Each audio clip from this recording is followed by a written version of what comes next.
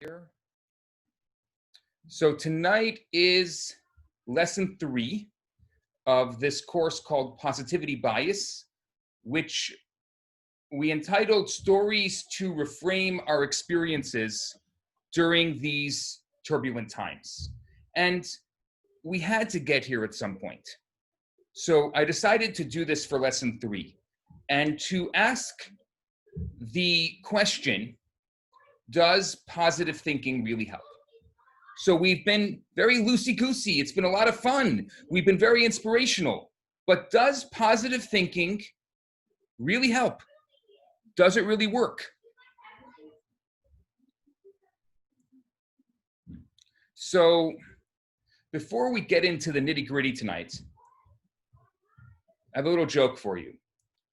What's the difference between a Jewish pessimist and a Jewish optimist? A Jewish pessimist says, things can't possibly get worse than this. And a Jewish optimist replies, yes, they can.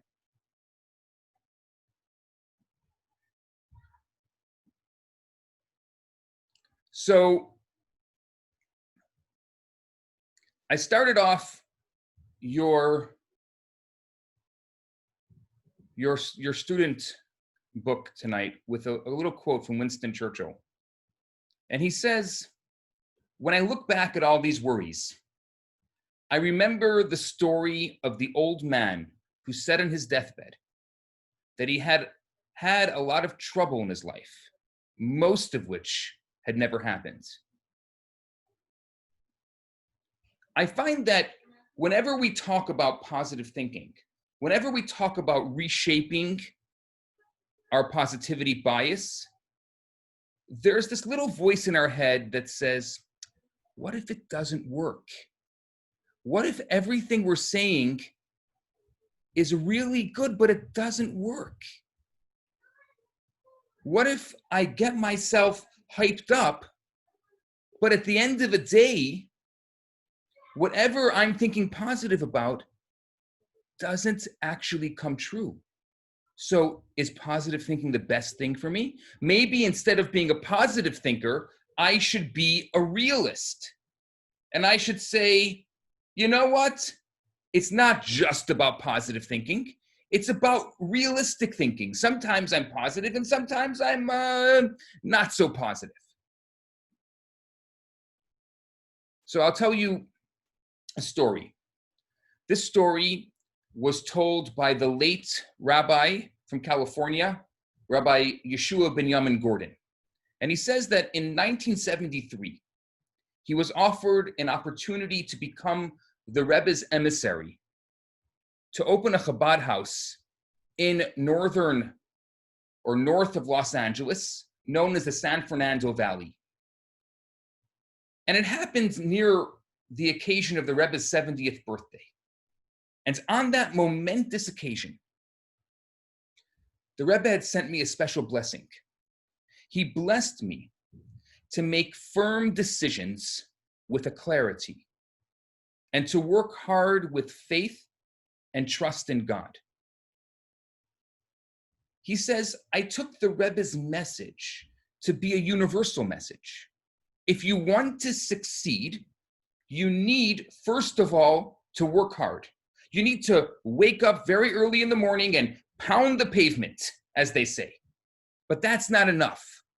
You have to do it with a clarity. And with everything you do, you must have a tremendous amount of trust in God that your work will succeed. The Rebbe's responses and advice always emanated optimism, as he urged us to go forth with confidence, with fearlessness. And we did, because we felt that the Rebbe was always holding our hands. On one occasion, Rabbi Gordon says, my wife and I faced a very serious challenge in our life. The particulars are not germane to the story, he says. But suffice to say, it was very debilitating for us. I suggested that my wife write to the Rebbe about it, and she did. she sat down and wrote a 10-page letter explaining everything. The day her letter arrived in New York, I got a call from the Rebbe's secretary with the following answer. The secretary said, quote from the Rebbe, "Time and again in your holy work as shluchim, you have imagined that the situation you find yourselves in is the end of the world. But then you saw how the situation flipped over and became visible and revealed good. You must in all cases follow the command of the Tzemach Tzedek to think optimistically and things will turn out well." The Rebbe's prompt response was illuminating. This answer is a teaching that I try to remember every day, that as bad as things may look, they looked bad last time too, but everything turned out fine.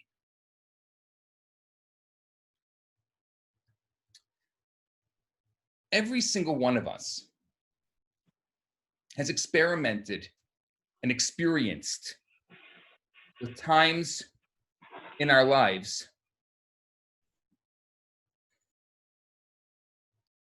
when the worst outcome seemed inevitable. How many of those times took a different turn from what we anxiously expected? For many of us, this is a reoccurring pattern of negative thoughts.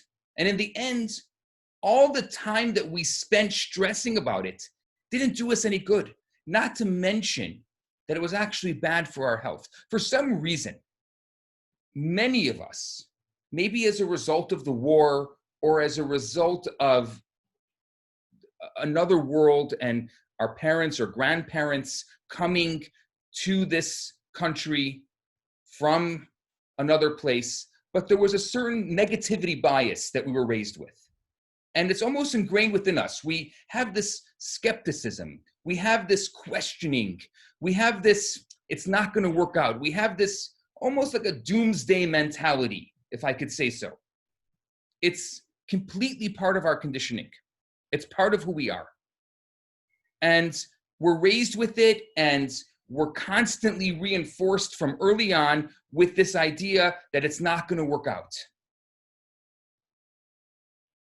And time and again, it doesn't work out.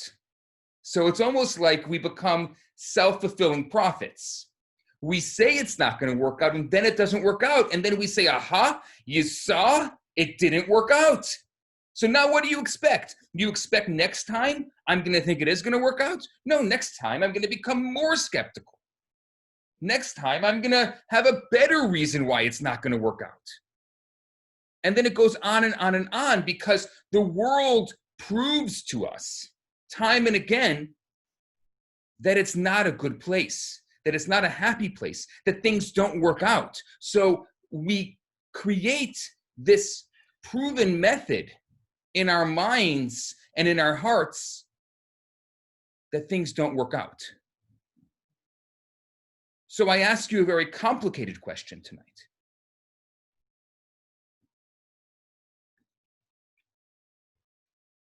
Does positive thinking really help?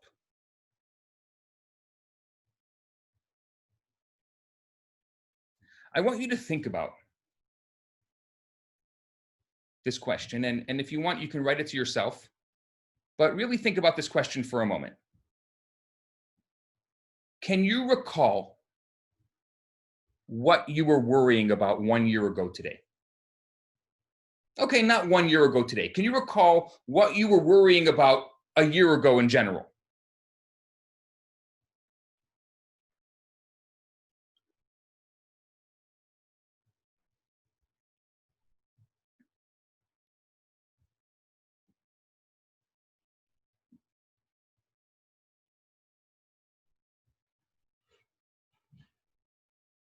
Can you recall what you were worrying about 2 years ago?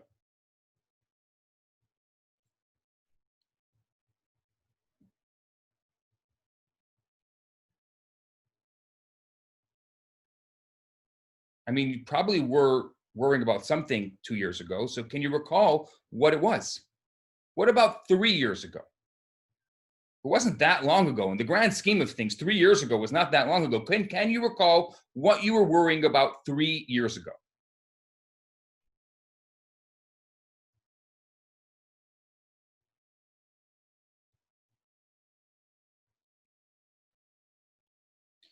And at some point, you're going to get to a point, some of you, and I'm watching your answers, so I could see that some of you said for sure when I said a year ago. Some of you said even yes when I said 2 years ago.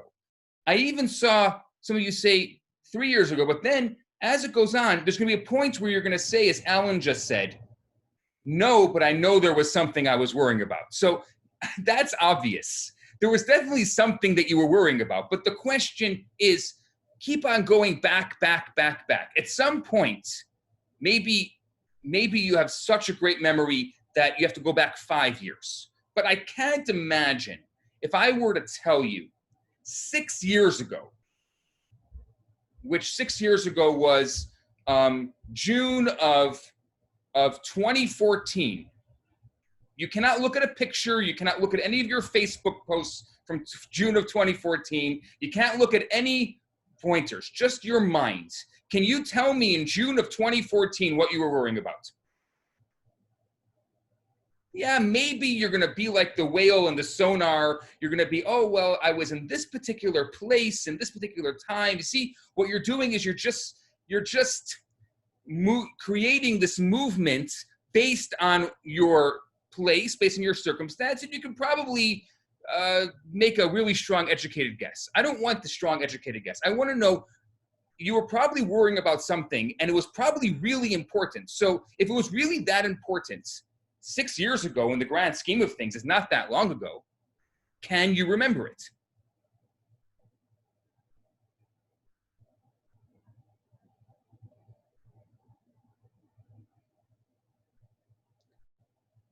And for those of you who are, okay, it happens to be, I see for one person who was having surgery, I got the 2014. Okay, let's go to 2013 for you. And for you who said, I actually know exactly, I'm very happy. So let's go to 2011. The point is, at some point, you had something that you were really worrying about, but now you can't even think of it. And the reason why I'm going through this exercise is because our mind is an amazing tool. It's an amazing tool. And it will believe whatever we tell it. It will focus on whatever we decide to focus on.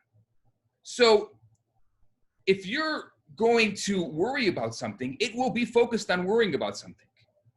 And it's so funny how when you're a kid, some things are so important. And then when you're an adult, you say, why was I so focused on that? When you were a young adult, when you were a teenager, my gosh, things that were important. And now, what does it matter? And that's because of maturity. That's because of the change in our environments and our behavior. The mind is so incredible that it listens to everything we tell it, even our perspective, even our idea, even our lack of perspective. So we can worry, and worrying could work for it. It could be a very important part of our lives, and it could be that it's been the part of us that has kept us safe and secure, which is also important. I'm not denying that, and I'm not belittling that. But it's a choice. And if you didn't make that choice actively, you made that choice passively. Whatever choice you don't make actively is a choice that you make passively. So you can either make the choice or you cannot make the choice, but that's also a choice. In the story of Rabbi Gordon, there was a point that the Rebbe focused on. And he said that beyond just commenting on the futility of worrying and the futility of pessimistic thinking.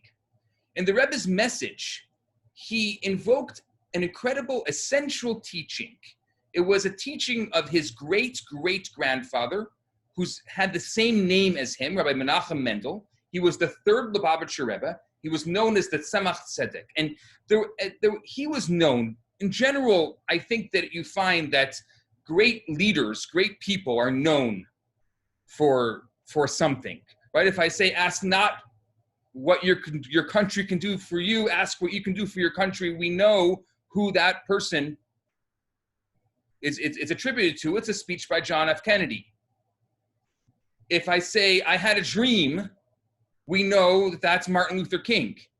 So in general, there are statements that particular great leaders and people are attributed to. There was one statement this Rabbi Menachem Mendel at Tzemach Tzedek was known for. He said in Yiddish, Tracht gut vet sein gut. Think good and will be good. This was his teaching. Now, I want to give you the background to this teaching. So, the son of one of the followers of the Tzemach Tzedek once fell seriously ill. The father of the ill boy was advised to travel to the village of Lubavitch, where the Tzemach Tzedek lived, and to seek out the blessing of the great rabbi. With a heavy heart, he makes the difficult trek to the Rebbe. And in response to his request for a blessing, the Tzemach Tzedek pronounces, Tracht gut vet sein gut. Think good and will be good. Now, when the student heard these words, when the chassid heard these words, he took them to heart. And during his entire homeward journey, he strove to strengthen his trust in God and to visualize a good outcome for his son. When he returned home, he was shocked to see that his son had completely healed and he was back to his normal self. Now, even though this aphorism was just all of 5 words, in subsequent generations, and in the Rebbe's teachings in particular, the short statement was developed into what I would say is a central tenet of Chabad philosophy. There are countless references to the principle Tracht gut, think good and will be good, in the Rebbe's letters, in the Rebbe's talks, in the Rebbe's personal encounters with those who sought his blessing. And so the popularization of positive thinking, notwithstanding for many people the instruction to think positive in the face of challenges and crisis, is a difficult directive to take seriously. Think positive sounds like this naive counsel that you'd find, I don't know, in a supermarket self-help book or some amateur New Age podcast, peddling feel-good platitudes or, banal sound bites. Besides, isn't this approach dangerous? Can't this idea of positive thinking set us up for a great disappointment? What if you visualize an excellent result and a positive outcome doesn't happen? What if it doesn't materialize? Then what? Then what do you say? All this is garbage. You see, I went to the rabbi and the rabbi said, what happened? What do you think would happen if the student of a Tzemach Tzedek went home and his son wasn't better? So what happens then? What happens to all his positive thinking? He embodied the positive thinking, and he obviously felt that the positive thinking was the reason for his son's getting better, which is a beautiful story. Think good and will be good. But what if it doesn't happen? And I think that it's possible, it probably happens more often than not, that somebody thinks good and the outcome is not good. It's funny because a lot of scientists have recently pushed back against positive thinking. They claim that focusing solely on the best outcome is not the most psychologically sound approach to life because of the high expectation of or the high potential of a failed expectation. You really don't want to set someone up for that level of failure. There was actually an article in 2011 in Scientific American. I put it in your handout. I'm not going to read it. It's called The Power of Negative Thinking. And it's a fascinating article. I encourage you at some point to read it from your handout, but I'll give you the gist of it. This article suggests that imagining the worst outcome instead, rather than the best, is a more optimal way to live. Because if you envision and you plan for the worst case scenario, you're never going to be let down. And you can only be pleasantly surprised if you end up with a positive outcome. Don't you want, what do they say? Expect little and then you'll be pleasantly surprised. I think there's a terminology that they say, like if you have little expectation, then you'll be happy no matter what. Newsweek also ran a very famous piece, September 15th of 2016. Maybe that was the one that I put into your handout. If I didn't send you the Scientific American, I'll send that one to you as well, because I think it's really important. It was called The Tyranny of Positive Thinking that can threaten your health and happiness.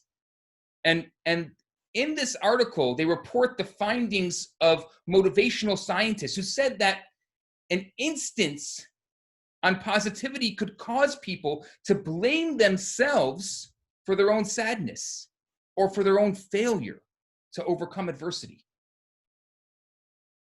So, what good does this do?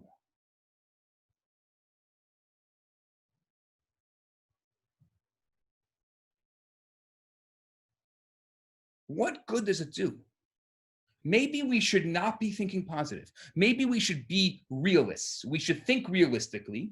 We should not set ourselves up for failure. Maybe it's going to work. Maybe it's not going to work. Maybe positive thinking creates a good reality. Maybe it doesn't.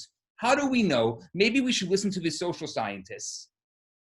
So the fact that this concept, which started from the Tzemach Tzedek and now has become an integral part of Hasidic philosophy, think good and will be good, and I would say is a staple of the Rebbe's positivity bias.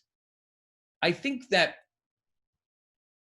we need to question it, as I hope that I'm building up a case for, and then we also have to explain it. So that's what I want to do tonight. I believe I built up the question as best I can with the limited time that I have. And now I'm going to go through the process of trying to be the skeptic, but yet understanding why this idea of think good and will be good is such an integral part of the Rebbe's positivity bias. In 1963, the Rebbe expanded on the philosophical and the spiritual dynamic behind this phrase, think good and will be good. He began by asking the obvious question. The Rebbe asked, on what basis should one believe that the outcome will be good in the face of any challenge? Isn't it presumptuous to assume that in every given situation, we're always deserving of divine grace? And what of the basic Jewish belief that there's a divine order of reward and punishment that governs our world, making positive outcomes dependent on righteous behavior? So it wouldn't make sense in a world that's balanced between good and evil for there to be always positive outcomes. I mean, think about it this way. If everything was always positive, nothing would be positive. The only reason why things are good is because there's bad. If everything was good, then it would just be blah. You need bad in order for the good times to be good.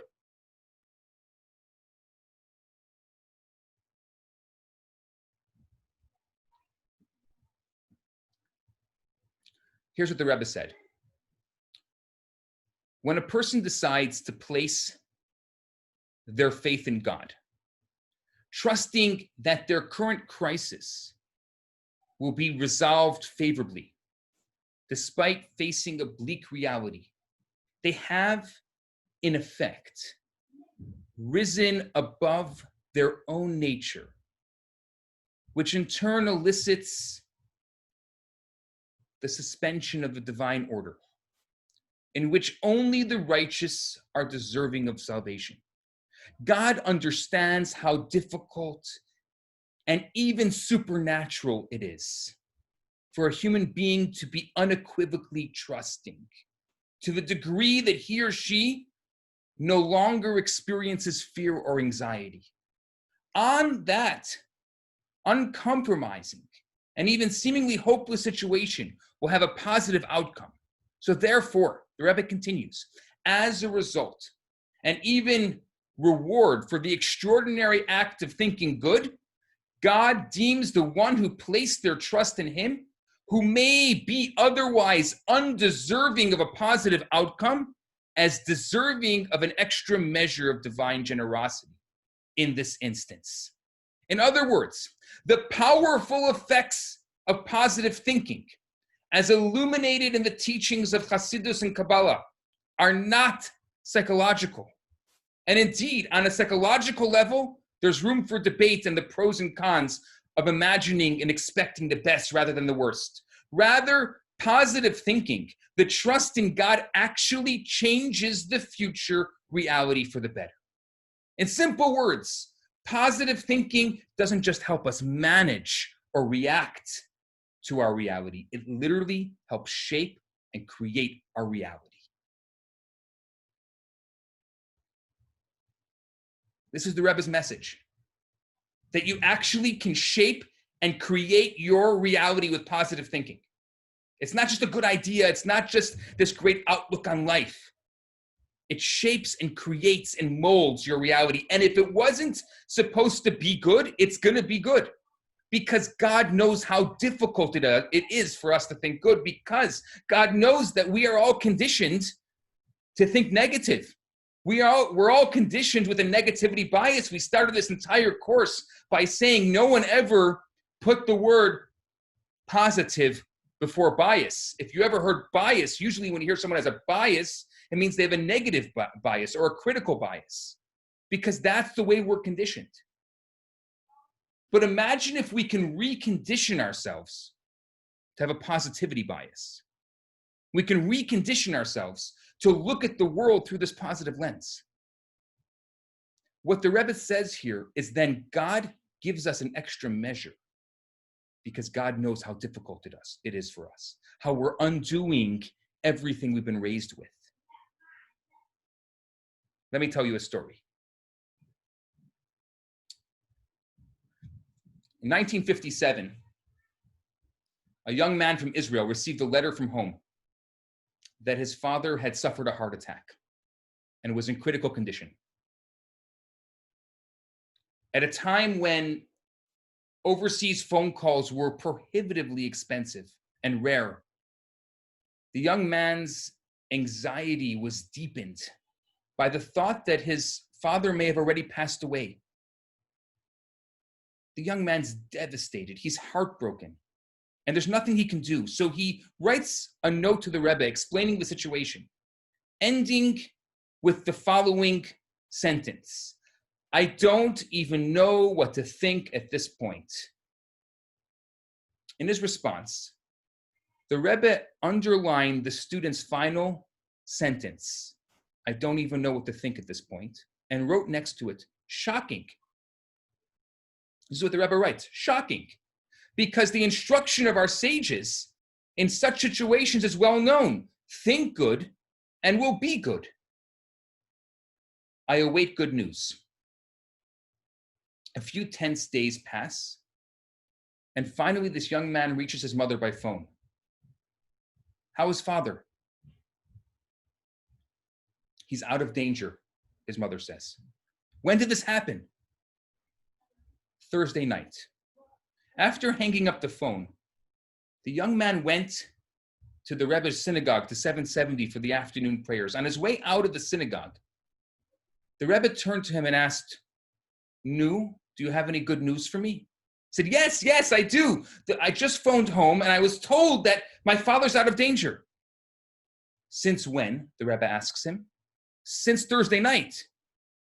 And when did you begin to think good?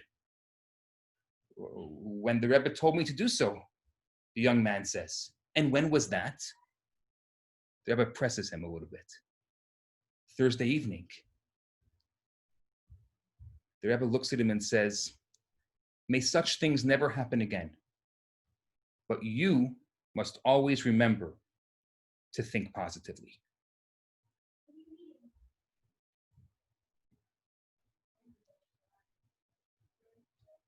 It's tough when we're in the midst of the emotion, when we're in the midst of the trauma, because our natural desire is to think negative.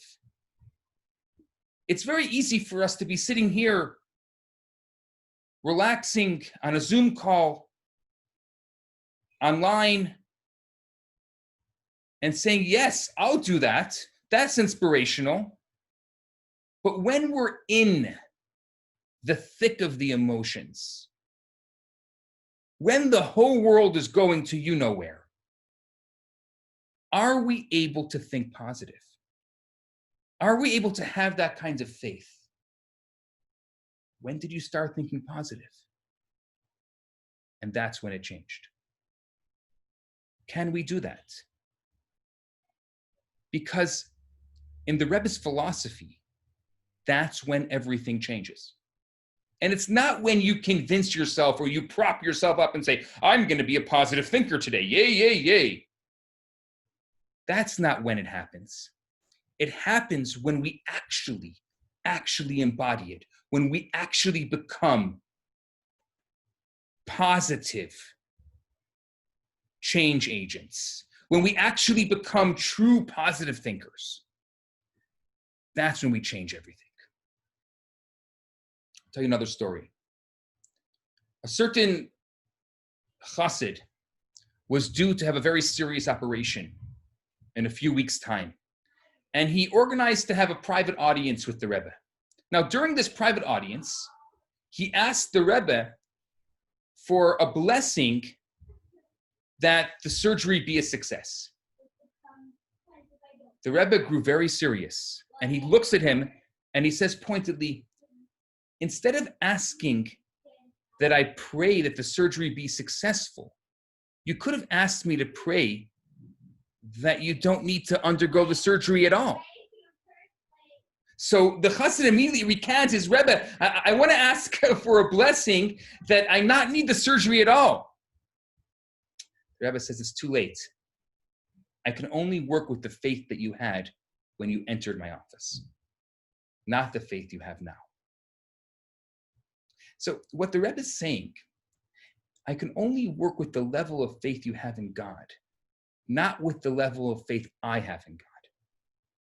So you can't just, the whole idea that there's no atheists in foxholes. Yeah, obviously when you're with the gun to your head, then there's no atheists in foxholes.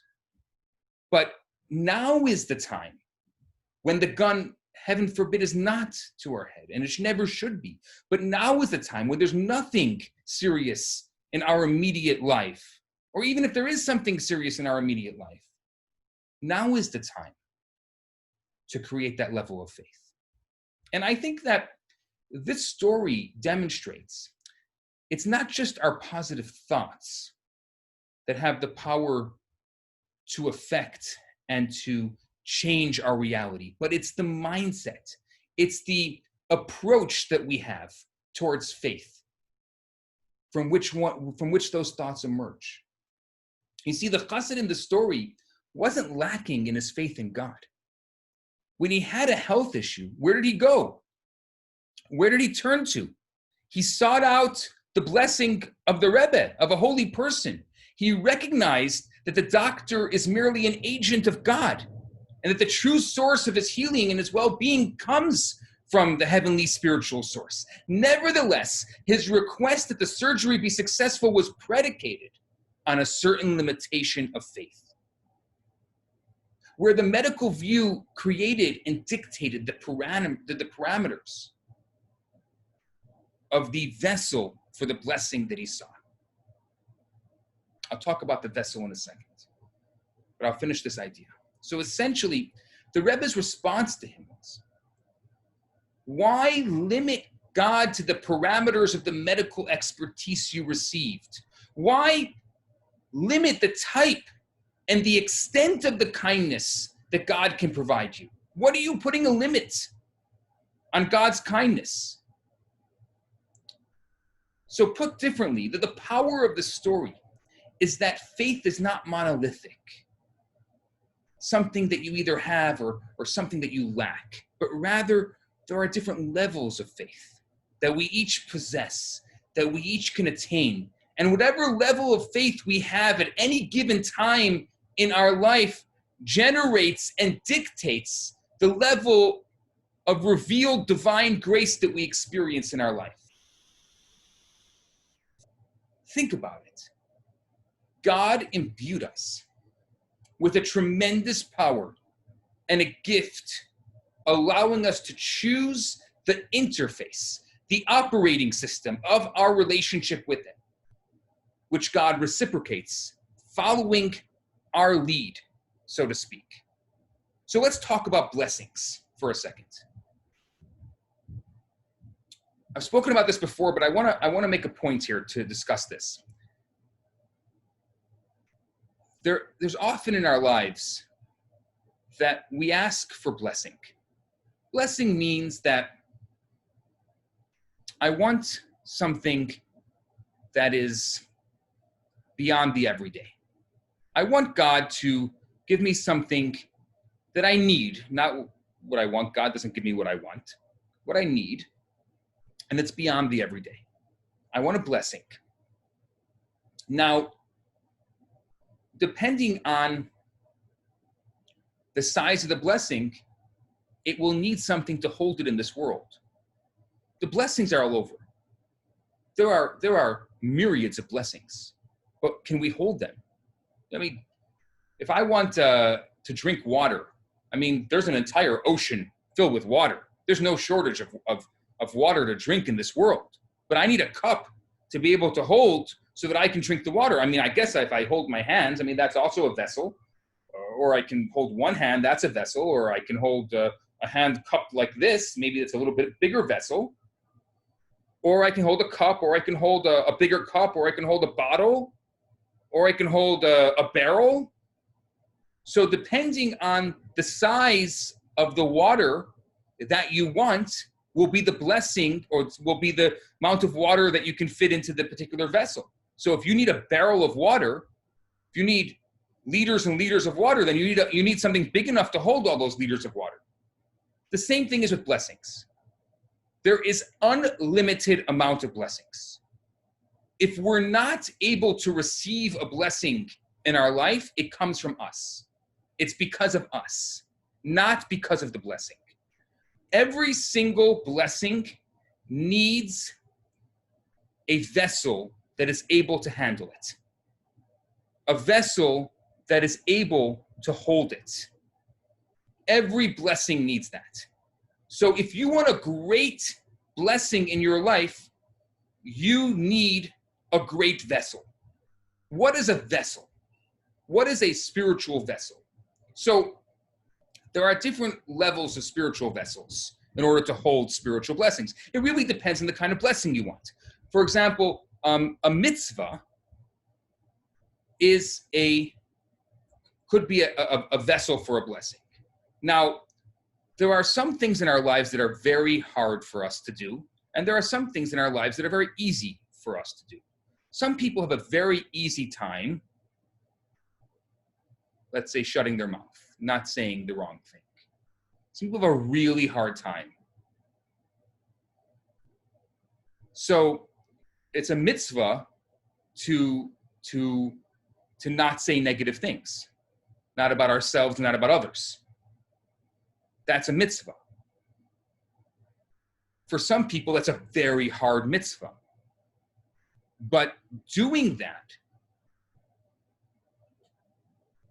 which is so hard for us, in order to get or make a vessel for a very strong blessing that we want, is an example of something that's possible for us to do.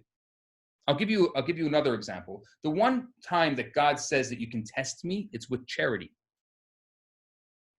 So now you can give 5 cents to charity, and that's a 5-cent blessing. Or you can give charity that's beyond your means. Often when somebody would come to the Rebbe and ask the Rebbe for a blessing and say they were having trouble finding a partner, they were having trouble finding their soulmate, the Rebbe would say that you should give charity to a needy bride that's beyond your means. You should give an amount that's beyond your means, that it hurts you to give, that you would never give. Because the blessing of finding your soulmate is so great that you need that big of a vessel to be able to hold it.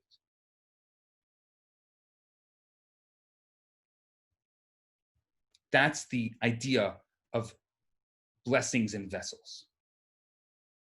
The Kabbalistic concept is orot and kelim, is light and vessels. That in order to be able to hold the light, the divine light, you need to have a vessel that will hold it. So just to summarize my talk tonight, from a psychological, practical point of view, there may be a risk or a downside to positive thinking. It could be, it's possible, that someone's setting themselves up for a massive letdown if things don't work out as they had hoped. It could be, it's possible. But from this perspective, envisioning a worst case scenario might actually help avoid future suffering by managing our expectations. But from a spiritual perspective, and this is precisely the arena and the aim of faith, the exact opposite is true. It isn't that we must manage our thoughts to conform to or protect us from reality. The truth is that whether we know it or not, our reality is shaped and molded and limited or expanded in relation to our level of faith and the positivity of our thoughts. That is how we are going to mold and shape our reality. We have the ability to create the vessel. We have the ability to create the reality. So are we realists by thinking positively? I would say yes. Because we become self-fulfilling prophets. If we think negatively, then it happens.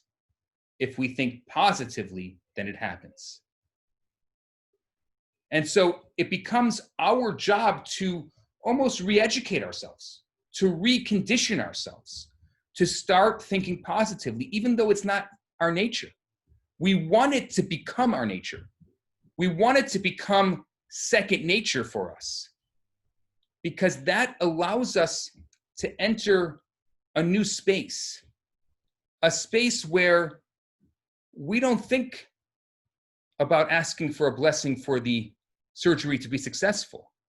We think about asking for a blessing for no surgery at all. We go beyond the limitations of this world. And we say that we're not confined to the limitations of this world because we're a body and a soul. Our body may be confined to limitations in this world, but our soul, rising higher like a flame, definitely is not confined to the limitations of this world. And because of that, we have the ability to go beyond. We have the ability to think beyond, to experience beyond. How do we do that? Through the power of positive thinking.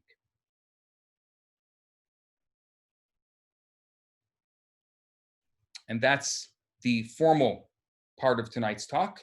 I'll open it up now for questions, answers, thoughts, perspectives, etc.